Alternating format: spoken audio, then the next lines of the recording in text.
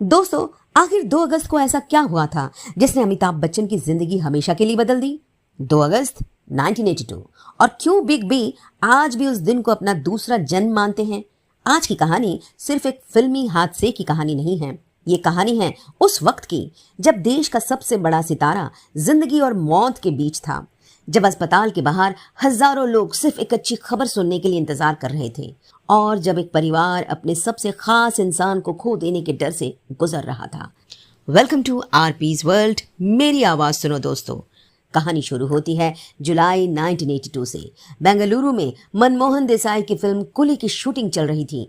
अमिताभ बच्चन अपने करियर के उस दौर में थे जब उनका नाम ही फिल्म की सबसे बड़ी ताकत माना जाता था। पर्दे पर अमिताभ आते थे तो तालियां बजती थी, उनकी आवाज सुनकर लोग चुप हो जाते थे और उनके एक्शन सीन्स दर्शकों के बीच अलग ही उत्साह पैदा करते थे। लेकिन उस दिन कैमरे के सामने होने वाला एक एक्शन सीन असल जिंदगी की सबसे खतरनाक लड़ाई बन जाएगा, यह किसी ने नहीं सोचा था। अमिताभ और पुनीत इस्सर के बीच फाइट सीक्वेंस शूट हो रहा था। पुनीत इस्सर के किरदार को अमिताभ के पेट पर किक मारनी थी। उसके बाद अमिताभ को घूमकर स्टील टेबल पर गिरना था। गिरते समय उनका लोअर एब्डोमेन मेज के एज से टकराया और गंभीर चोट हुई। लेकिन पुनीत इस्सर के हालिया बयानों में पंच का उल्लेख मिलता है। उन्होंने बताया था कि अमिताभ ने उनसे पंच को हल्का टच करने को कहा था, लेकिन टाइमिंग बिगड़ गई और चोट लग गई। पुनीत इस्सर ने बाद में बताया था कि अमिताभ ने उनसे कहा था कि वार करते समय हल्का सा टच किया जाए, जो कि हमने पहले ही कहा था, ताकि कैमरे पर पंच नकली ना लगे। लेकिन उस एक पल में पूरी टाइमिंग बिगड़ गई। वार अमिताभ के पेट पर लगा और उनके गिरने की टाइमिंग भी बिगड़ गई। उनका निचला पेट मेज के एज से जोर से टकराया। बाहर से यह कुछ सेकंड का हादसा था, लेकिन अंदर एक गंभीर एब्डोमिनल इंजरी हो चुकी थी। शायद उस दिन किसी ने नहीं सोचा होगा कि आने वाले दिन इतने मुश्किल होने वाले हैं। अमिताभ को अस्पताल ले जाया गया, लेकिन हालत सुधरने के बजाय बिगड़ती गई। उन्हें पहले बेंगलुरु के सेंट फिलोमेनास हॉस्पिटल ले जाया गया और बाद में मुंबई के ब्रीच कैंडी हॉस्पिटल में इलाज के लिए लाया गया। और यहीं से एक फिल्म की शूटिंग की खबर पूरी देश में फैल गई। आज के समय में ऐसी खबर होती तो कुछ ही मिनटों में मोबाइल फोन पर हर जगह पहुंच जाती। लेकिन दोस्तों, 1982 में ऐसा नहीं था। ना व्हाट्सएप, ना इंस्टाग्राम, ना फेसबुक, ना सोशल मीडिया। फिर भी अमिताभ की हालत की खबर तेजी से फैल रही थी। अखबारों में खबरें आती, रेडियो से लोग सुनते और हर नई खबर के साथ लोगों के दिल की धड़कन जैसे बढ़ जाती। अमिताभ अब कैसे हैं? क्या उनकी हालत सुधर रही है? क्या वो बच जाएंगे? ये सवाल सिर्फ उनके परिवार का ही नहीं रह गया था। अस्पताल के बाहर हजारों लाखों प्रशंसक जमा होने लगे। देश के अलग अलग हिस्सों में लोग उनके लिए प्रार्थना करने लगे। अमिताभ ने बाद में खुद बताया था, उनके लिए मंदिरों, मस्जिदों और चर्चों में प्रार्थनाएं की गई थी। लेकिन सोचिए, एक अभिनेता के लिए लोग भगवान से उनकी जिंदगी मांग रहे थे, जिसे अमिताभ ने वर्षों बाद बेहद भावुक होकर याद किया। कन्नड़ सिनेमा के महान अभिनेता डॉक्टर राजकुमार ने भी अमिताभ की जिंदगी के लिए प्रार्थना की। अमिताभ ने बाद में बताया था कि कर्नाटक के एक मंदिर में वहां की परंपरा के अनुसार गीले कपड़े पहनकर जमीन पर लौटते हुए परिक्रमा की जाती थी और राजकुमार ने उनके लिए ऐसा किया था। एक तरफ मुंबई के अस्पताल में अमिताभ जिंदगी के लिए लड़ रहे थे और दूसरी तरफ कर्नाटक में एक बड़ा सितारा उनके लिए भगवान के सामने प्रार्थना कर रहा था। यही वो वक्त था जब शायद पहली बार लोगों को एहसास हुआ कि अमिताभ बच्चन सिर्फ फिल्मी पर्दे के सितारे नहीं हैं, वो लोगों के दिलों में पहुंच चुके हैं। लेकिन सबसे बड़ा डर, सबसे बड़ी बेचैनी उस परिवार के भीतर थी, जया बच्चन। सोचिए, बाहर हजारों लोग अमिताभ की सलामती के लिए प्रार्थना कर रहे थे, लेकिन जया के लिए ये कोई फिल्मी सितारा नहीं था। वो उनके पति थे, उनके बच्चों के पिता थे और अस्पताल के उस कमरे में जिंदगी और मौत के बीच उनका अपना लड़ रहा था। पुनीत इस्सर के लिए भी यह हादसा जिंदगी बदल देने वाला था। हादसे के बाद उन्हें अमिताभ के प्रशंसकों की नाराजगी और धमकियों का सामना करना पड़ा। उन्होंने बताया था, लोगों ने यहां तक कह दिया था कि उन्होंने जानबूझकर अमिताभ को चोट पहुंचाई, जबकि सच्चाई ये थी कि वो एक दुर्भाग्यपूर्ण एक्सीडेंट था। और यही इस कहानी का एक बेहद मानवीय पहलू है। एक तरफ अमिताभ बच्चन जिंदगी के लिए लड़ रहे थे और दूसरी तरफ पुनीत इस्सर खुद उस हादसे के अपराध बोध और लोगों के गुस्से से गुजर रहे थे। लेकिन फिर आया 2 अगस्त 1982 और यही से यह तारीख अमिताभ बच्चन की जिंदगी की सबसे खास तारीखों में शामिल हो गई। इलाज के दौरान उनकी हालत इतनी गंभीर हुई कि अमिताभ ने खुद बाद में बताया था कि वह कुछ मिनटों के लिए क्लिनिकली डेड अवस्था में चले गए थे।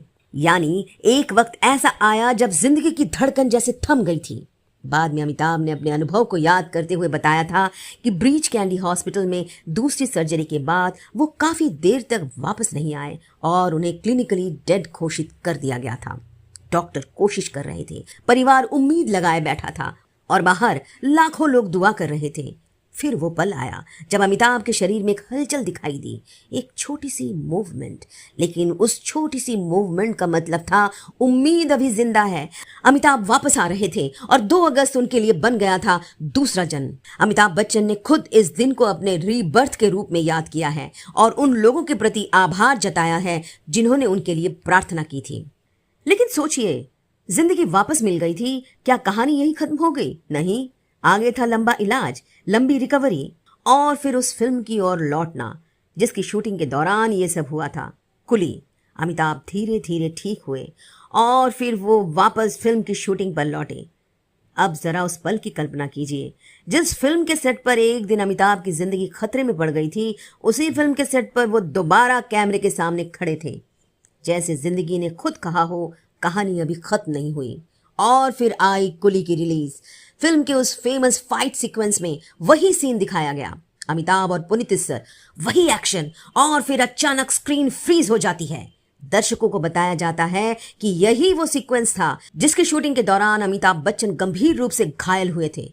अब जरा उस सिनेमा घर की कल्पना कीजिए, सामने वही अमिताभ जिसे कुछ महीने पहले लोगों ने खो देने का डर महसूस किया था, और पर्दे पर वही सीन जिसने उनकी जिंदगी को मौत के इतने करीब पहुंचा दिया था।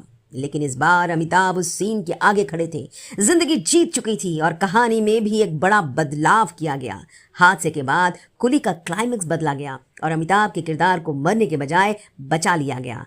सोचिए इस संयोग को, असल जिंदगी में अमिताभ मौत के करीब जाकर लौटे थे और फिल्म में भी उनका किरदार मौत से बच गया। जैसे पर्दे ने भी वही कहानी लिख दी हो जो जिंदगी पहले ही लिख चुकी थी। शायद इसलिए कुली सिर्फ एक फिल्म नहीं बनी, वह अमिताभ बच्चन की वापसी की कहानी बन गई। एक ऐसी अभिनेता की वापसी जिसके लिए कभी पूरा देश बेचैन था, जिसके लिए मंदिरों में प्रार्थनाएं हुई, जिसके लिए लोग अस्पताल के बाहर इंतजार करते रहे और जिसकी जिंदगी वापस आने पर करोड़ों लोगों ने राहत की सांस ली।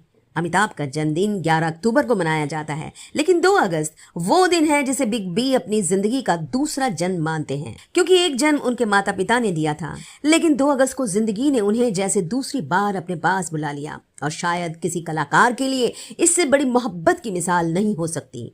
जब लोग आपकी फिल्म देखने के लिए नहीं, आपकी जिंदगी बचने के लिए प्रार्थना करें, जब आपके अस्पताल में होने की खबर पूरे देश की बेचैनी बन जाए, और जब आप वापस लौटे तो लोगों को लगे कि सिर्फ उनका पसंदीदा सितारा नहीं, उनकी अपनी उम्मीद वापस आई है। इसलिए 2 अगस्त सिर्फ अमिताभ बच्चन की जिंदगी की एक तारीख नहीं है, ये उस दिन की याद है जब मौत ने उन्हें छूकर जैसे छोड़ दिया था और जिंदगी उन्हें वापस अपने पास ले आई थी। शायद इसलिए बिग बी के लिए ये सिर्फ दूसरा जन्मदिन नहीं, उन करोड़ों दुआओं की याद है जिनका कर्ज वे आज तक अपने दिल में लिए हुए हैं। और यही इस कहानी की सबसे खूबसूरत बात है। एक सितारा पर्दे पर पैदा होता है, लेकिन असली मायने में तब अमर होता है जब उसके लिए पर्दे के बाहर लाखों दिल धड़कने लगे।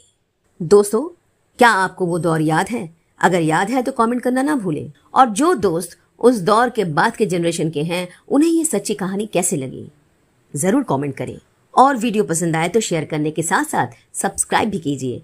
शुक्रिया दोस्तों, आरपीज वर्ल्ड मेरी आवाज सुनो को सुनने के लिए।